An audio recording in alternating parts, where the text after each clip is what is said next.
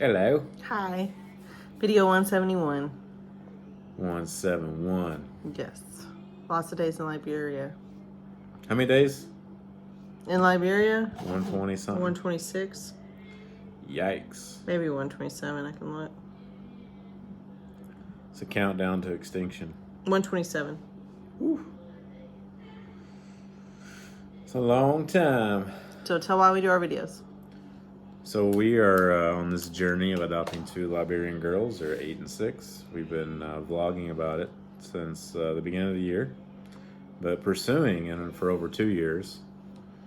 And we decided to come to Liberia to figure out what was happening, and we kind of got stuck waiting. We're voluntarily stuck. Yes. We don't want to leave our kids here. We want to take them home with us on this trip. There's no legal reason we can't, except for there's a suspension over our orphanage right now. Yeah. So that's a problem. So while we've been here, we've been visiting with them 2 to 3 times a week and doing lots of projects on the home that they're living in. And it's I think the gold standard for Liberian orphanages. Yeah. Very proud of the things we've done while we've been here. So, since we've done everything we can possibly do to our kids' orphanage to get it fixed, and it's like primo condition now. There's only like one other issue that still needs to be fixed, and it has to do with the water pump, but it's not something we can really fix. We've given them the money to do it. It's just a matter of getting the right person there to fix it and deal with like the plumbing issues. But they are off the grid, solar panels, solar powered. They have a deep freezer. They have an oven. They have a full kitchen. They have bowls and spoons and pots and pans and shoes for school, uniforms for school, backpacks for school. They have duffel bags for all their personal items to go under their bed. They have new mattresses, new sheets. They have everything. Lease paid for a year. New toilet seats, lease paid for a whole year on the property. Painted walls, just ready to go. Cosmetically painted, and also you got to paint. You got to maintain the paint around the exterior security wall. That's basically a concrete wall because the concrete has sand in its component. So now that we've done all that, so we're still here in Liberia. We're not sure how much longer we'll be able to stay. We got some donations over the last couple days that helped a lot. So it really helped our picture. So that money is either going to keep us here longer or make it easier for us to come back if we have to go home.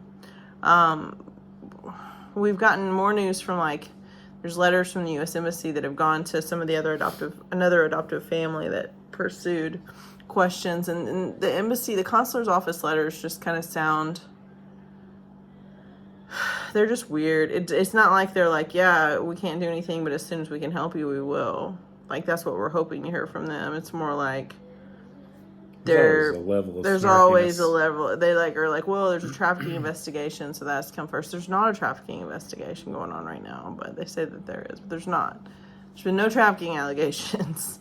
There have been multiple investigations. So one of the investigations recently into not our orphanage, but another orphanage showed that there was a lack of supervision issue, especially at night with the kids, and they just wanted to make sure the kids were being appropriate with each other. And they shouldn't be sleeping in the same building. So what that does is there are multiple orphanages all over Liberia, some that do adoption, some that don't. There's only 3 orphanages that do international adoption that we're aware of. And then there's probably that room for the meeting, and not everybody was even there. There's probably, I would say 40 or 50. There's a lot of homes that are, some of them are sponsored by nonprofits, some of them run independently. A lot of them have sponsorship from the U.S., some of them have local sponsorship from people in Liberia. But here's the thing about Liberia. Like, a woman in Liberia, it's normal by the time you turn 25 to have 4 kids. Easy. So birth rate in Liberia is actually 4.2 per woman. In the U.S., I think we're hovering right at 1.9 or 2. Just under 2. Just under 2. So 2 is like what you need to sustain your society. But the average birth rate of all women in Liberia is 4 kids. And there's no way you can care for 4 kids here. There's not jobs. There's not jobs to do to support enough. There's not the work. So our good friend Nelson lives here in Liberia. He was born in Liberia. His wife, Pauline, grew up in an orphanage. She had a family that from Australia that attempted to adopt her and immigrate her to Australia because of issues with the U.S. Embassy issues with the Australian Embassy and Liberian government. She was never able to fully immigrate. But she does have a family in Australia that she's very close to that adopted her in Liberia, even though they can never immigrate her, and continue to make sure that she went to school, had a good childhood here in Liberia, was taken care of, had somewhere to live, all that kind of stuff. Pauline and Sela met. Our good friend Sela, who lives in Tennessee. Sela and Pauline met as children in the orphanage, and also Sela met her husband as when they were children in the orphanage. So Nelson and Pauline are married, and they are employed by Sela, who's in the U.S. So all of them grew up in Liberia during the war, during some of the most terrible times of Liberia. They were here as children. And they worked together as a team to basically raise 30 kids.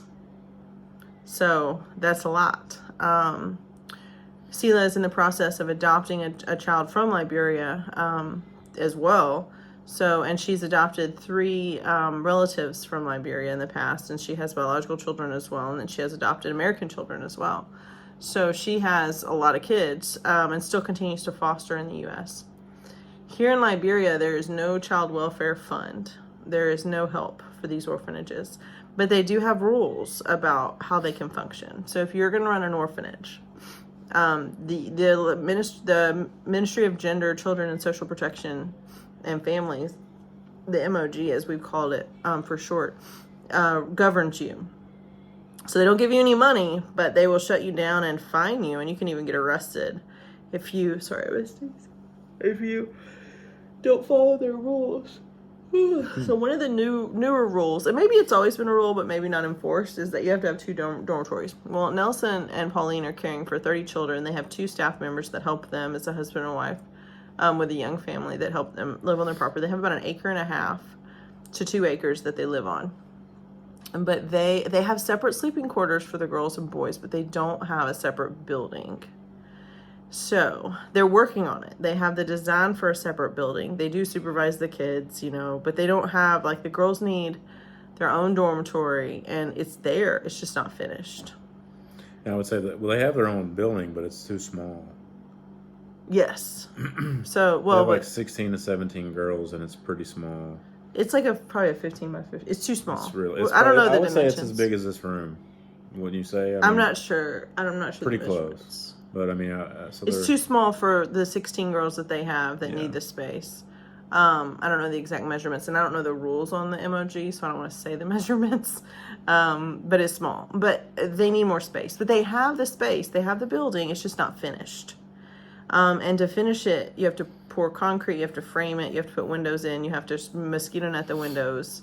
It's got stairs, sort of, but it's not closed off. And so a couple years ago, what they do to support these kids, so Sela and her husband Sam support these kids with basically their own money, their own budget. Sometimes they'll get churches involved, but most of the time it's just their friends and family helping. We've helped before, too, with their projects, but I don't know how they do it, that they do it. They've been doing this for probably 10 years. At least, maybe. They have a good lot, too. Yeah, they have a nice place to live. It's close to the airport, too. It's not close to town. So it's a $4,000 project. But the problem is they can't limp along, letting the girls kind of be a little bit overcrowded. I mean, they have like this huge space to play. Everybody goes to school. Everybody has what they need. But their sleeping arrangements are like bunk beds, like shoved in. Like they need more space. But they had to plan, in the next like few months to get this done. But now they're under the wire, and they have to get it done now because the MOG, they're doing inspections, and we heard about the inspections on our own orphanage. So our own orphanage was pretty easy to fix. I mean, they just needed some cosmetic things, mattresses and stuff, but the space where our children are at the Small World Children's Home is huge. It's very spacious, and there are 2 different dormitories, 2 different buildings. So the boys sleep in one building, the girls sleep in the other. But just because there were they did a lot of penalties for the orphanage that didn't have 2 separate buildings. So if Nelson doesn't get his 2 separate buildings worked out, any day now they could show up and just shut him down, say, nope, you can't do this anymore. And the kids would go to like a state-sponsored Liberian governmental something, and who knows what would happen to them after that. They call it a safe home, I think. Call it a safe house, but we've heard that it's not that safe. Yeah. So we don't want the kids moved, but we need to figure something out for them quickly. So They have, I've added it to our description. They have a Venmo charity account. So you can actually donate through Venmo and it's tax deductible. I did it today. So they need $4,000. I donated $50. So now they need $3,950. They are also doing textile drives in Tennessee, like we do for Fill the Box, to fund the orphanage. They have a lot of support there. I'm going to do a noonday show in about a week. I'm going to do just a shopping group for just that. And if you're already in my VIP group, I'll cross post. But if you want to win the prizes, you got to be in the actual smaller group. But we're going to do that at the end of June, early July. And we, this is something that we've known. They have a plan to basically create a school, create a market where they can sell things from their market, from their home, and create like dormitories. We saw the building plans for it, and the estimate's $80,000. But just this section, just this project to get the girls in their own dormitory is $4,000. So it's part of a grand plan of theirs to get it done. But now that they have this time pressure, I mean, it's a pretty big deal. Yeah. So, and they had a wall collapse.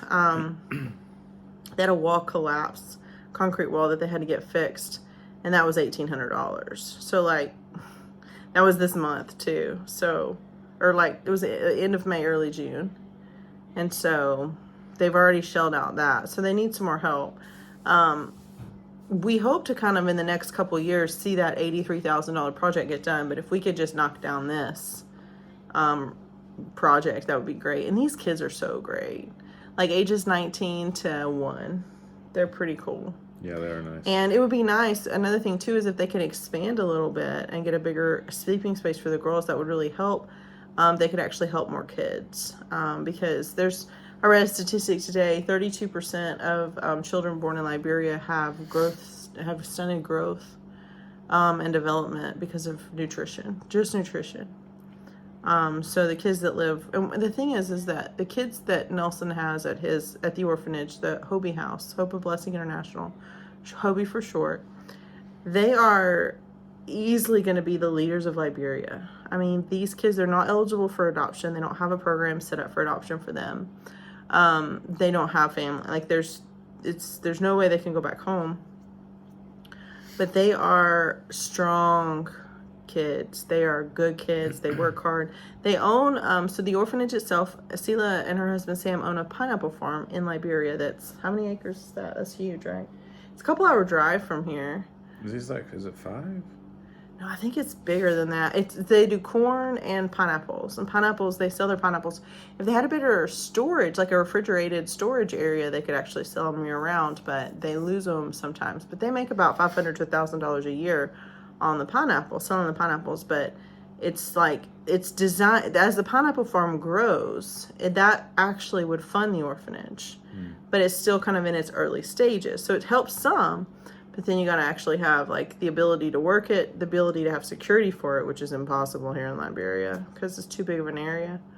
But they get to harvest it twice a year, I think. Yeah, so that's another option. So it's not like they're not doing things long term, but when the Ministry of Gender comes down with these rules and they're like, you got to do it now or we're shutting you down, they're not going to give like a warning probably. Unless it's maybe if they're working on, it's just hard to say what would happen. I don't know how many days they give you to fix it. One thing I want to touch upon too, like they have a building there at the HOBI, I wouldn't say compound. It's almost like a walled. You think about like a park where you go to have like a picnic or like you rent it out. It looks like a state park. But it's finished out and it's a big open room that they use for dinner, for lunches. But pavilion. This really a pavilion. Thank you. This is what really impressed us when I went to church. So the children, they run the church service. And if you think about, so they do all the singing, which was just phenomenal. And then with the young women that are there at the home, they lead the service like they preached. They read scriptures. They're the older kids. They had a sermon older kids prepared. Are girls. Like 17 to 19, I think. And it was so good. Like such smart young women. Yep. And, one of the boys too was like 13 or so. Yeah. He was playing the drums on like an empty gas can. So what Nelson and Pauline do there with those kids is really, really good. And they, without them, they wouldn't have a shot. But these kids are going to do good things here, I think. So. Well, and they have goals too. Like they know what they want to be when they grow up. Like they're not hungry. Like they're fed. They're well cared for, and they have goals, aspirations, and dreams for the future. Nelson's him and his wife are both extremely intelligent. They know how to run businesses. They know how to, so they're teaching these kids things that are life lessons that when you're starving, you do not have time to teach this or learn this. You can't do anything when someone's starving to death. That you just got to feed them. They can't learn. They can't receive. They can't think about the future. You know, like I started asking the kids at our daughter's orphanage, like, what do you want to be when you grow up? And one of the kids that's already matched, and he's stuck in U.S. immigration. He's already been adopted in Liberia, but he's stuck in Liberia still because the U.S. won't let him immigrate. He's 9. I asked him what he wanted to be when he grew up. At first he said married. Like, I'm like, so you're going to have a wife? And he, like, smiled a little, like, yeah. I'm like, you going to have some kids? And he kind of smiled somewhere. I'm like, so what's your job going to be? Like, how are you going to feed these people? And I gave him some ideas. I was like, you could be a fireman. He's a really good artist. Like, his artwork is really phenomenal. Like, what he can do with a colored pencil impresses me for a 9-year-old.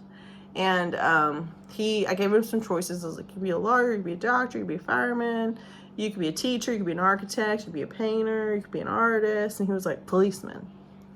And so, like, because he's not but he actually he was old enough when he came in the orphanage. He remembers things about being on the streets of Liberia with his very young mother who was begging for them for food to survive. He remembers stuff like that. He's old enough to remember that. I'm sure that our oldest Liberian daughter, she was 5 when she entered the orphanage. She remembers that. Her little sister was only 3 when she entered, so what she remembers is hard to say. But I know that my older Liberian daughter, I haven't asked her yet, but she's old enough to have remembered what happened before they entered into the orphanage. And because she was almost 6. She turned 6 right after they entered. So she was older. So, but the thing is like, if you'd have asked her at age 5 or 6, or asked this little boy at age 5 or 6, what do you want to be when you grow up? They don't know what that even means. They're like, what are we eating? Like, are we going to eat today or not?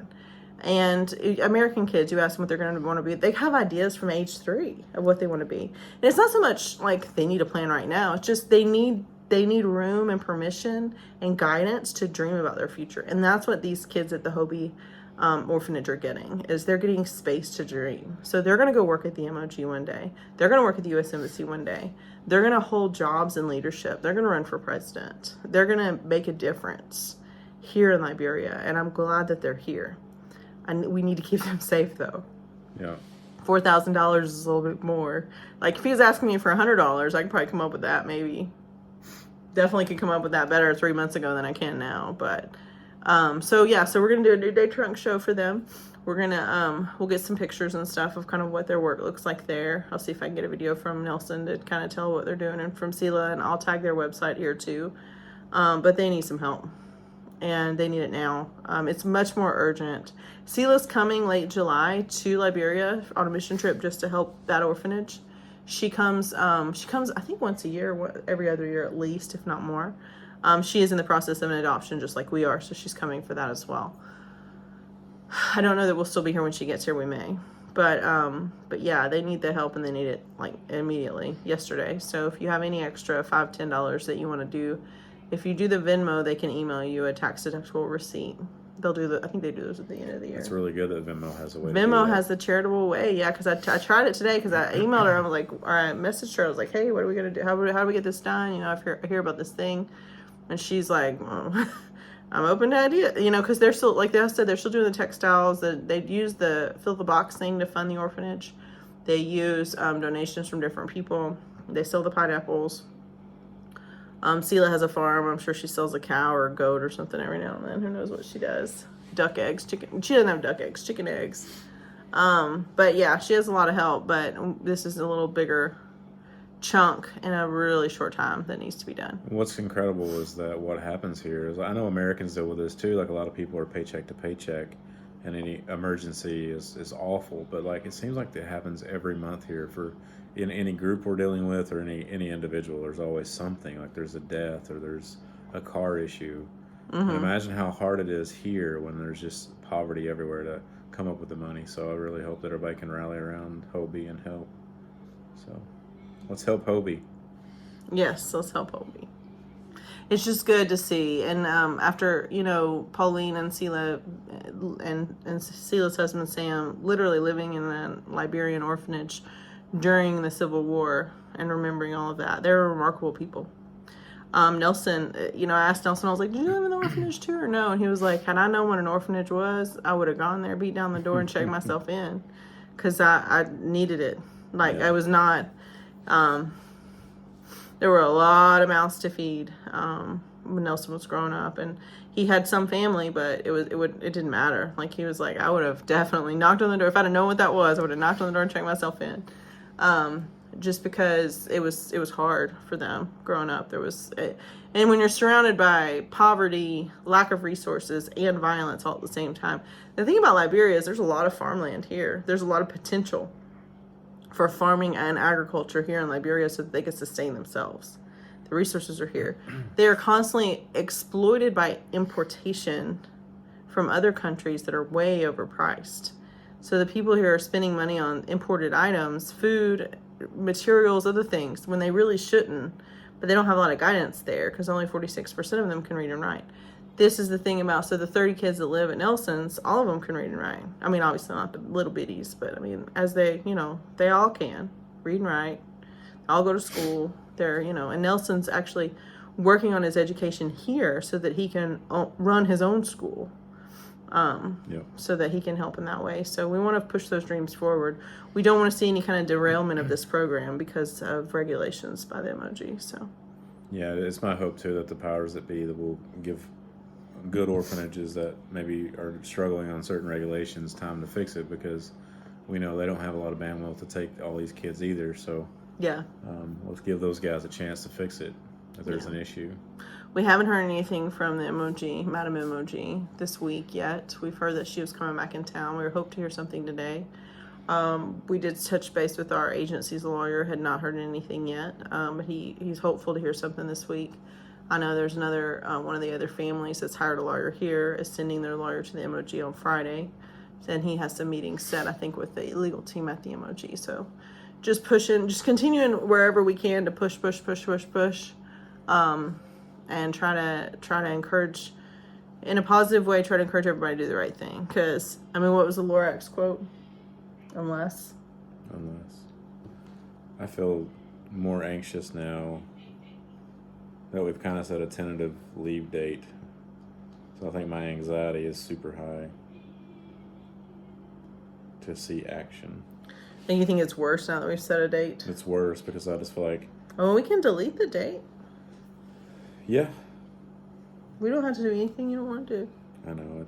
If it never ends, it just never ends. Well, like, we crunched the numbers. We actually do. So after we got $1,200 in 24 hours. So that got us we could probably stay till mid-July without really freaking out. So unless someone like you cares a whole awful lot, nothing is going to get better. It's not. Read it again. Unless someone like you cares a whole awful lot, nothing is going to get better. It's not. What about that? It's not about what it is. It's about what it can become. Read it again. It's not about what it is. It's about what it can become. I love Dr. Seuss. And that's good. I hope there's nothing wrong with like his politics or his personality. I really looked. And that's good on what it can become. So if you give these homes, if they're doing the best they can, give them a chance and an opportunity to fix the things that maybe don't fall under the ideal. But please work with them. Don't just shut them down and push these kids out to be somewhere else and split up their family that they have, because all these kids, they treat each other as siblings, and it's heartbreaking to split that up. So that's my plea to the MOG. Well, and the other thing too that is rhymes. Your plea to the MOG. We got a lot of pleas to the MOG. The other thing too is we don't need the MOG to help us if you guys will help us. We don't have to be at the behest. This is one thing that the MOG cannot control. They can hold our kids hostage if they want to legally. They can stop everything. But if Nelson's orphanage is in good order and has appropriate housing for everybody, he can actually expand and take more kids, which he needs to. They're everywhere. He gets requests for people to come in all the time. When they lived closer to town before on this compound, he said it was weekly. He said that he would have abandoned children left at his doorstep, babies, and he'd have to call the police because he didn't have any room. He'd call the police and be like, "You cannot. It's illegal to abandon your child in Liberia. You have to do it legally." Like, there's legal ways to surrender your child to orphan care. You can do that, but you can't just leave them and run. And he had that happen more than once. He had to call the police. This little bitty newborn baby. He's like, what are we? Here he is in the middle of the night with 30 kids that he's already caring for.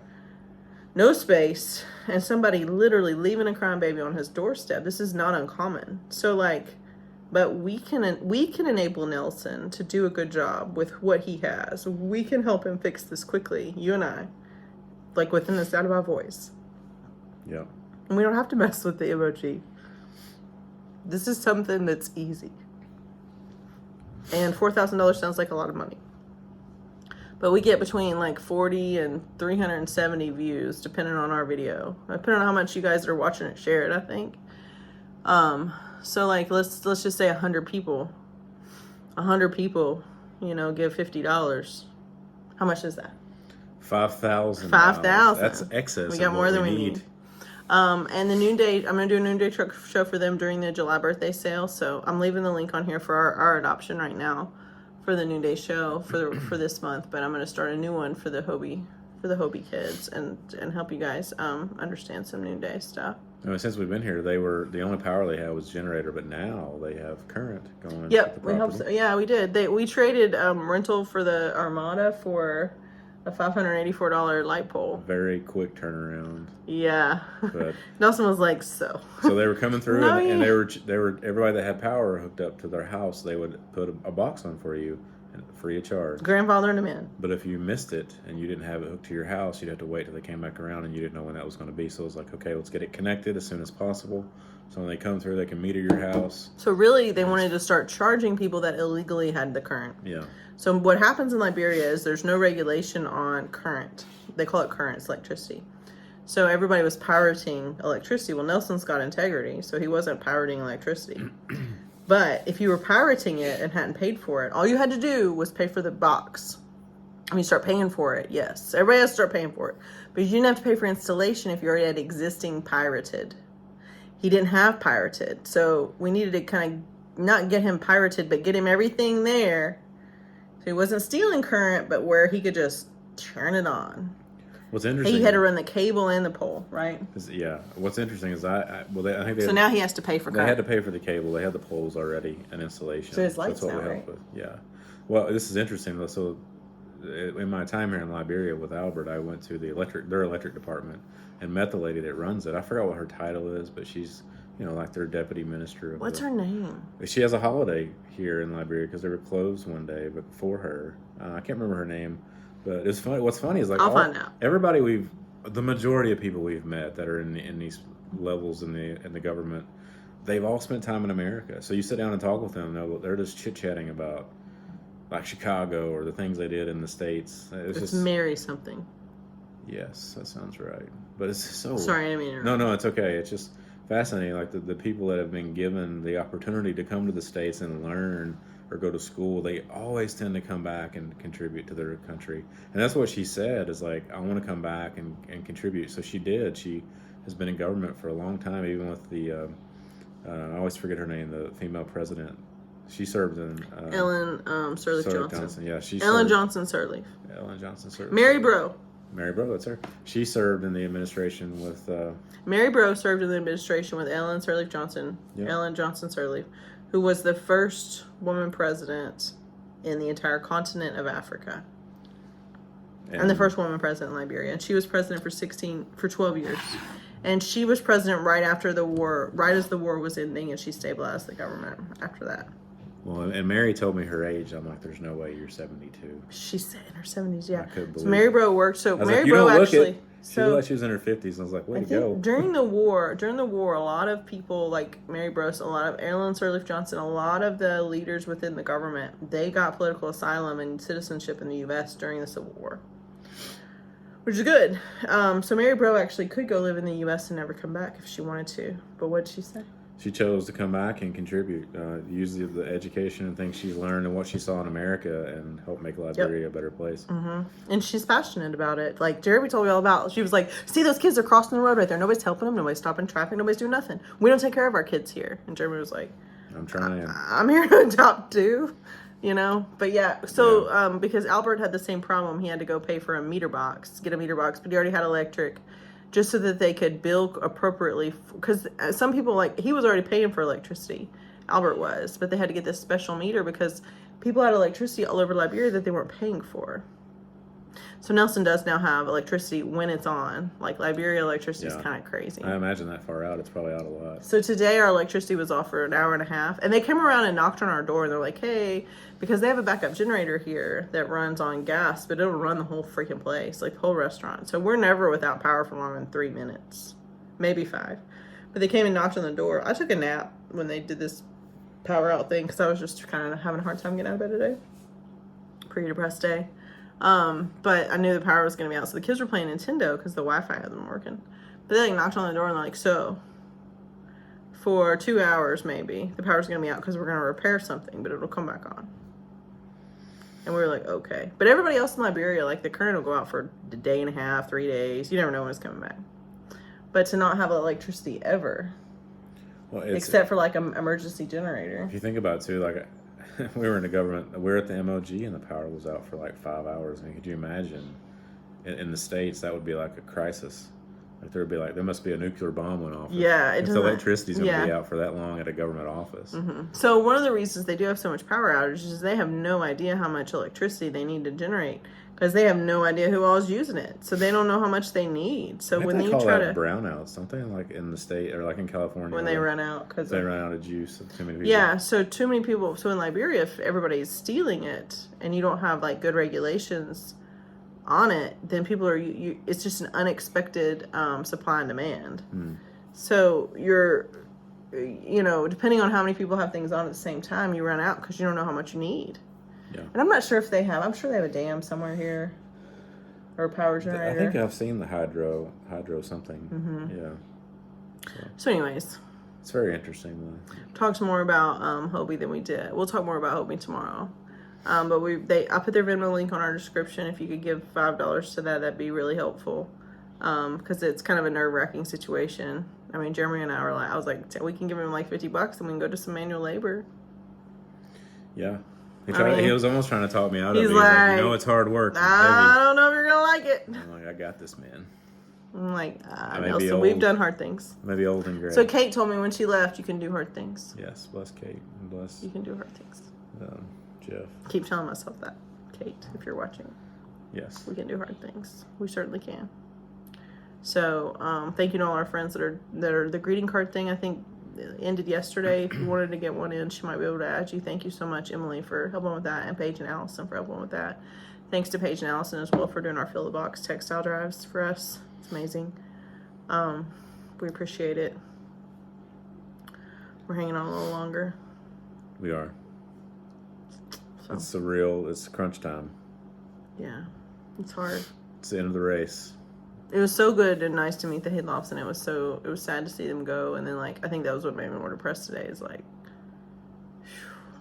especially after seeing that other letter from. It was like we got sent the embassy responded to one of the congressional offices that inquired with some more detail about what the problem is, and the consular's office response was not very friendly. So that made me sad. Doesn't give us warm fuzzies. But it does give me warm fuzzies to fix the things that we can fix and to do the next right thing. Did you just quote? I did. Frozen 2. I did. Sometimes that's all you can do. Sometimes that's all you can do. What can you reach today? And I don't know what you can reach today. But if you can reach the HOBI house, I'd appreciate it. Yes. I need something. They're good people. We there need are something a lot we of can good fix. people doing stuff here. We need something we can fix. Something that matters. Mr. Gorbachev, tear down that wall. Is that Ronald Reagan? Yeah, it's not a very good imitation, but that was Ronald Reagan that said that. It was a good imitation. What other quotes do you have? Can't fix stupid. Yeah, but that's a dumb one. That's not your best From quote. the Ron Tater Salad White. That's all I got. I listened to a lot of heavy metal today. Don't judge me, people. I was in that place. Napping on the couch. Some Megadeth. You fell asleep to Megadeth. Ugly Kid Joe. That's an Yeah. old one. This video's getting too long. That's all I got. You say that as soon as I start talking. No, you can talk. Go ahead. That's all I got. I'm ready to watch some Outer Range. We're watching a new Western sci-fi. We're almost done with it. Are we? There's Yeah. 2 seasons. We're in the second season? Yeah. It's going to be over? We're over halfway down the second season. On to the next thing. We binging here. Oh, thunder. Thunder. We may not be doing anything. Okay. Bye, everybody.